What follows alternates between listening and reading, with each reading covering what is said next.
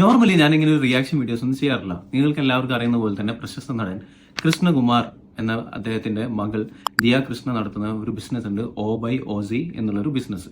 ആ ഒരു ബിസിനസ്സിൽ ലക്ഷങ്ങൾ തട്ടിപ്പുമായിട്ട് ബന്ധപ്പെട്ടിട്ട് ഒരു ന്യൂസ് റിപ്പോർട്ടുകളും അതുപോലെ തന്നെ നിങ്ങളുടെ സോഷ്യൽ മീഡിയസിലൊക്കെ ഭയങ്കര വൈറലായിട്ട് പോകുന്ന വീഡിയോസും കാര്യങ്ങളൊക്കെ നിങ്ങൾ കാണുന്നുണ്ടാവും.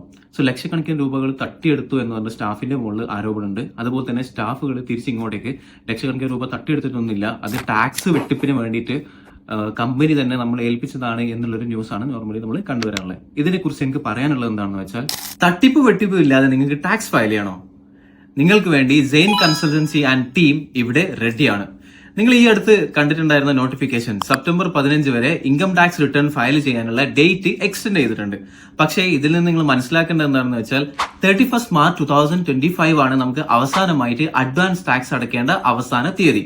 അതിനുശേഷം നമ്മൾ അടക്കുന്ന എല്ലാ ടാക്സിനും 1% പെർ മന്ത് എന്നുള്ള രീതിയിൽ നമ്മൾ ഇൻട്രസ്റ്റ് എക്സ്ട്രാ അടക്കേണ്ടി വരും. സോ നിങ്ങൾക്ക് ടാക്സ് അടക്കാൻ പെൻഡിങ് ഉണ്ടെങ്കിൽ നിങ്ങൾ എത്രത്തോളം ഡിലേ ആവുന്നോ ടാക്സ് ഫയൽ ചെയ്യാൻ വേണ്ടി, ആ സമയത്ത് അടക്കുന്ന സെൽഫ് അസസ്മെന്റ് ടാക്സിന്റെ മുകളിൽ നിങ്ങൾ 1% പെർ മന്ത് വെച്ചിട്ട് നിങ്ങൾ ഇൻട്രസ്റ്റ് അടക്കേണ്ടി വരും. അതുകൊണ്ട് സെപ്റ്റംബർ 15 വരെ നിങ്ങൾ വെയിറ്റ് ചെയ്യേണ്ട.